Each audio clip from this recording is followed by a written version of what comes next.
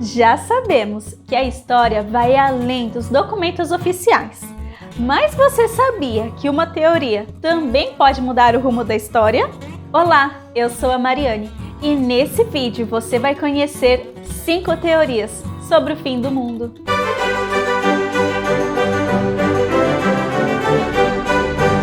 As principais teorias sobre o fim do mundo surgiram a partir de cálculos com datas. E uma das primeiras foi no ano 1000.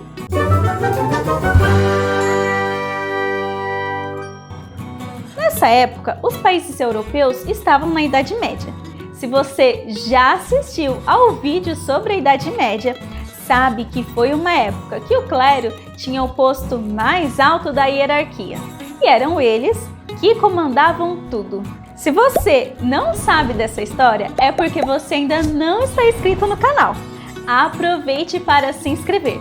Ative as notificações para você não perder mais nenhum vídeo sobre história. Nessa época, a Igreja Católica era detentora do conhecimento. E, como a maioria da população era analfabeta, era totalmente dependente da Igreja para receber as informações. Nisso, alguns líderes religiosos começam a dizer que no livro de Apocalipse, lá da Bíblia, dizia que o mundo iria acabar no ano 1000. Porém, como sabemos, o mundo não acabou. Foi apenas uma interpretação errada deles, mas gerou um grande pânico na população. Quando o milênio estava para chegar, muitos até desistiram da vida, com medo do que poderia acontecer. Porém, o calendário gregoriano, que marca o ano como conhecemos hoje, só surgiu em 1582. Então, o ano 1000 que conhecemos, na época não era o ano 1000. Ficou um pouco confuso, não é?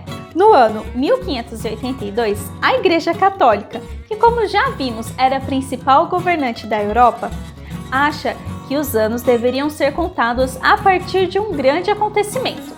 Então, os anos começaram a ser marcados pelo nascimento de Jesus. E foi com base nessa data que os líderes religiosos do ano 1000 disseram que o mundo iria acabar. Mas, como não aconteceu nada na data marcada, acreditavam que tinham feito as contas erradas.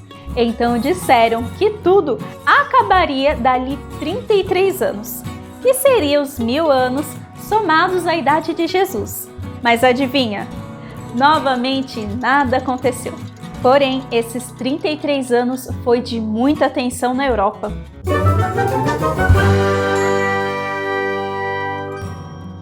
A segunda teoria também surgiu de uma má interpretação da Bíblia. Ou melhor, de pessoas que eu acho que nem leram ela. Em 1524, os astrônomos londrinos, que eu não faço ideia de como pronuncia o nome, então vai aparecer aqui embaixo. Enfim, eles disseram que em fevereiro daquele ano haveria um segundo dilúvio que destruiria a Terra. Inclusive, um padre da igreja São Bartolomeu começou a estocar alimento e água lá na igreja, que ficava em um local bem alto, e até chamou alguns fiéis para se abrigarem por lá. Porém, na Bíblia, em Gênesis capítulo 9, versículo 11, está escrito que não haverá mais nenhum dilúvio na Terra. E foi exatamente o que aconteceu em 1524. Quer dizer, o que não aconteceu em 1524.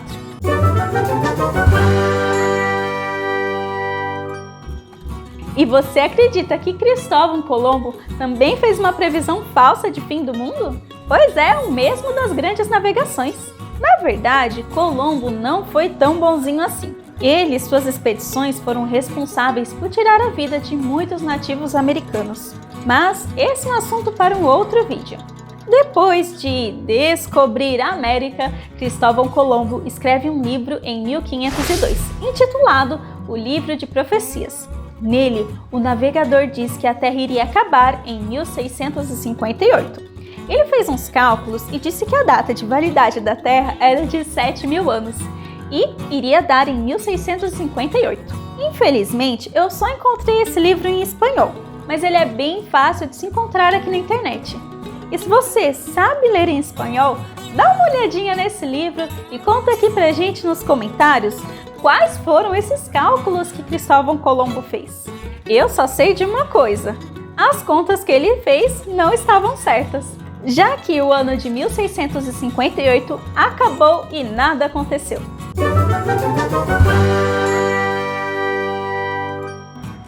Agora, essa é minha história favorita. Guilherme Miller, que vivia em Massachusetts, nos Estados Unidos, era um homem de família e gostava muito de estudar a Bíblia. Os livros que ele mais lia eram de Daniel e Apocalipse.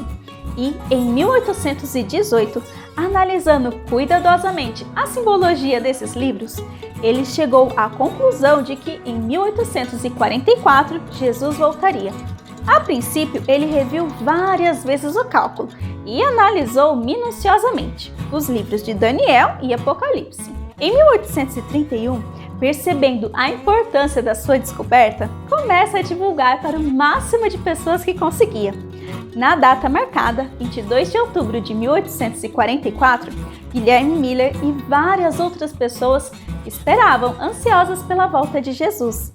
Mas isso não aconteceu. Parte das pessoas que ficaram decepcionadas se reuniram para estudar ainda mais a Bíblia e notaram que nas profecias da Bíblia estava escrito que isso aconteceria e seria uma decepção amarga. Mas não deveriam desanimar, e foi exatamente o que fizeram. Ao invés de se lamentarem por terem errado a data, começam a se preparar ainda mais para a volta de Jesus. Mas dessa vez sem marcar nenhuma data. Afinal, na Bíblia está escrito que não sabemos o dia nem horário. Eles fundaram a Igreja Adventista do Sétimo Dia. Além disso, outras instituições foram criadas, com o objetivo de ajudar as pessoas enquanto esperam Jesus, como hospitais, escola e até uma agência humanitária. Vou deixar aqui na descrição um link para você conhecer melhor essa história.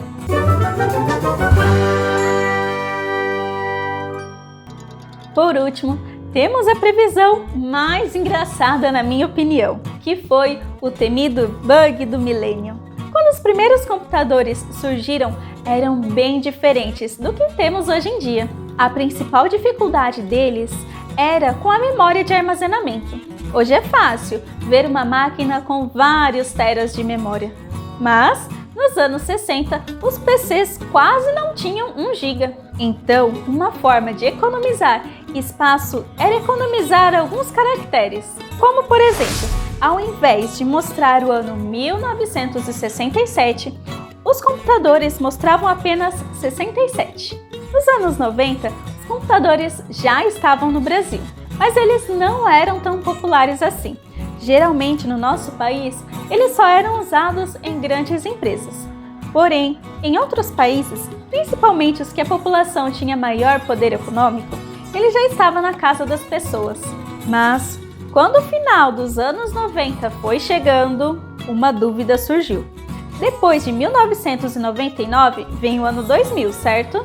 Mas, como o computador mostrava apenas os últimos 2 dígitos, a questão era a seguinte: quando o ano 99 acabasse, a máquina entenderia que o milênio havia virado ou tudo iria voltar ao ano 0?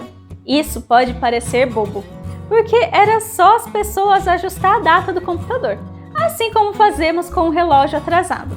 Porém, como eu disse, os computadores não estavam só na casa das pessoas ricas, mas também nas indústrias e até em bancos. Por exemplo, se em 1999 eu tivesse R$1.000 na minha conta no banco, e quando o ano virasse e os computadores do banco reiniciassem a data para o ano 0, corria o risco de ter um colapso na economia e o dinheiro das pessoas sumirem. Sem falar em indústrias como usinas nucleares, que os computadores poderiam dar um bug por causa das datas e fazer o sistema entrar em colapso, correndo até o risco de um vazamento de radiação.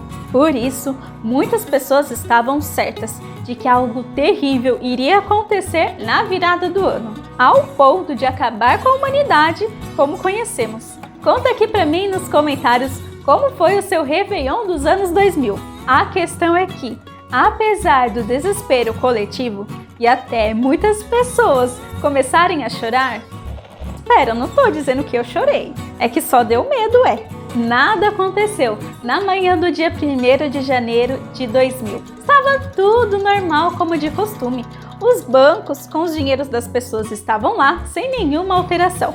nenhuma usina nuclear explodiu também. E os computadores foram capazes de entender a virada do milênio. E aí, gostou do conteúdo? Então não se esqueça de se inscrever no canal e compartilhar com seus colegas. E eu te vejo na próxima. Tchau!